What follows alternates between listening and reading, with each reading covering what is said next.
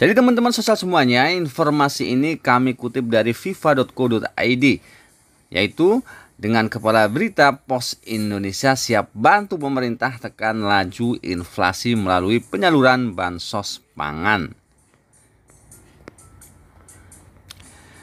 Jadi pemerintah berencana kembali menyalurkan bantuan sosial atau bansos pangan kepada masyarakat kurang mampu untuk 3 bulan ke depan. Dasarnya adalah untuk mempertahankan pertumbuhan ekonomi dan menekan laju inflasi. Berbekal pengalaman dalam penyaluran bansos sebelumnya, PT Pos Indonesia Persero siap membantu kelancaran pendistribusian penyaluran bansos.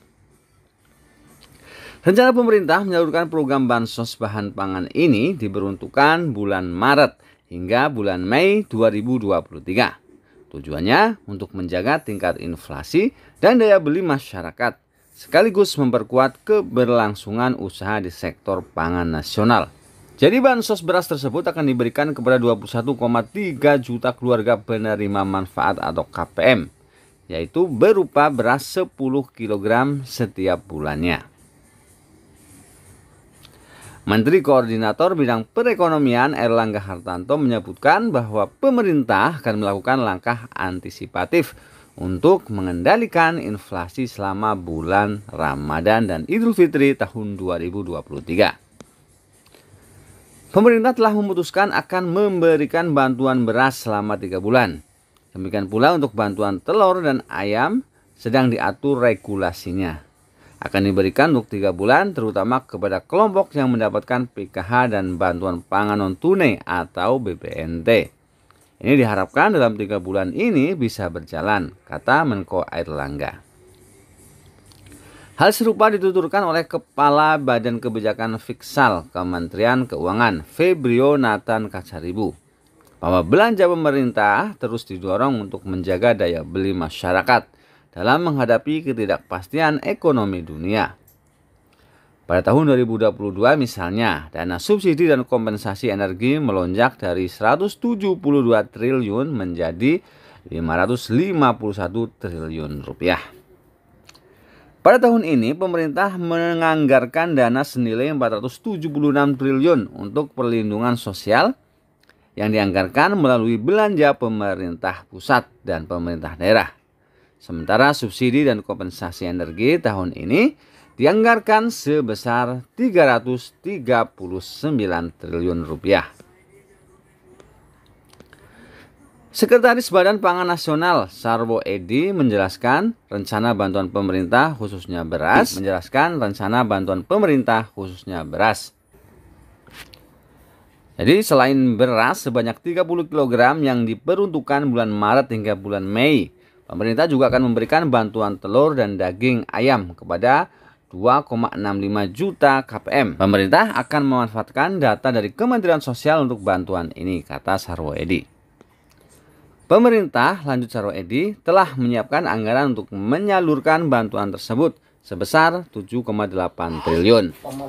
Menanggapi dinamika dan keputusan pemerintah, Direktur Bisnis Kurir dan Logistik PT Pos Indonesia Persero, Siti Hoiriana, lugas mengatakan bahwa Pos Indonesia sangat siap menyukseskan program pemerintah menyalurkan bansos pangan kepada KPM. Pemerintah punya program baru, salah satunya program untuk menekan inflasi. Pemerintah mengirim bantuan beras di Papua. Saat ini kami sedang running pendistribusian beras di Papua dalam rangka menekan inflasi. Dalam rangka menghadapi Ramadan, pemerintah akan menyalurkan bantuan serupa.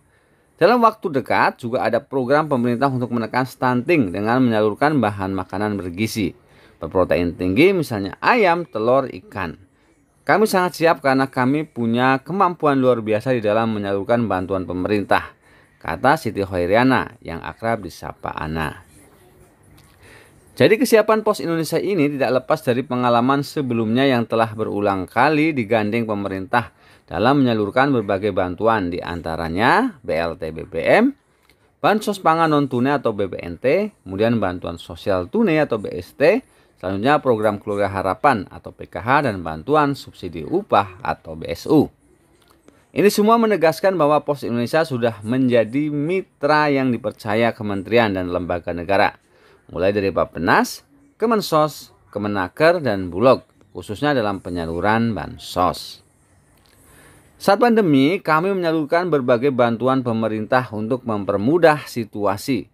Salah satunya program bantuan beras yang kami salurkan kepada 20 juta KPM, juga bantuan sosial tunai, kata Ana.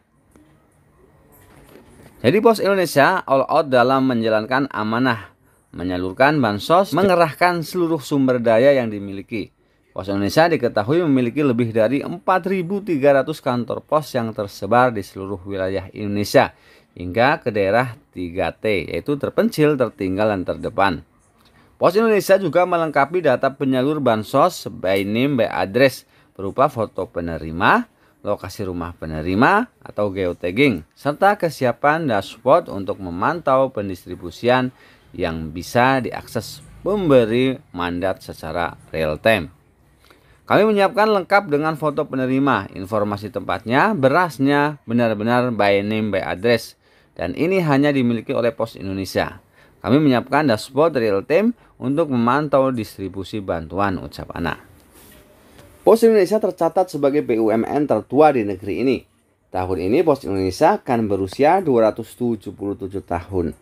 Sebagai perusahaan tertua, Pos Indonesia berkomitmen untuk terus memberikan pelayanan terbaik dan tentu saja modern seiring laju perkembangan zaman. Pos Indonesia tak ingin lagi berlabel old school alias jadul. Faktanya Pos Indonesia ini BUMN tertua, 276 tahun. Tahun ini akan menjadi 277 tahun. Semakin tua kami harus semakin modern. Memberikan penguatan servis sangat modern. Kami sudah sangat go digital, tutur Ana. Seluruh lini bisnis Pos Indonesia terus dilakukan transformasi dan berikut digitalisasi pada aspek kerja. Salah satunya di bisnis kurir dan logistik, yaitu dengan kehadiran aplikasi Pos Aja yang bisa diunduh melalui Play Store dan aplikasi Store. Pos Aja salah satu platform digital kurir kami, bisa diakses 24 jam dengan servis yang sangat baik untuk pengiriman apapun, baik domestik maupun internasional. Kami menghadirkan pelayanan yang sangat modern, sangat digital, harus kekinian, harus bisa menjawab tantangan ke depan bahwa customer tidak hanya milenial, namun juga Gen Z. Aplikasi ini untuk semua kalangan, sekali tekan semua selesai, terkirim kemanapun, tegas Ana. Dengan transformasi besar-besaran dan inovasi yang tak henti dilakukan, Ana berharap Pos Indonesia akan memenangkan hati pelanggan dan terus digunakan oleh masyarakat Indonesia. Kami berharap inovasi baru kami lakukan bisa diterima di hati customer. Kami harus memenangkan hati customer. Pos Indonesia sudah sangat modern pengelolaannya, sangat mampu mendeliver pelayanan yang orang lain tidak bisa lakukan karena coverage kami paling besar. Seluruh Indonesia dan internasional, jaringan kami di seluruh dunia. Kami ini member Universal Post Union, di mana seluruh pos di dunia terintegrasi dalam menghadirkan pelayanan produk internasional yang bisa dipakai siapapun, ujarnya. Baik teman-teman semuanya, itulah tadi informasi dari PT Pos Indonesia untuk bantuan sosial Ramadan. Semoga informasi tadi bermanfaat. Akhir kata, wassalamualaikum warahmatullahi wabarakatuh.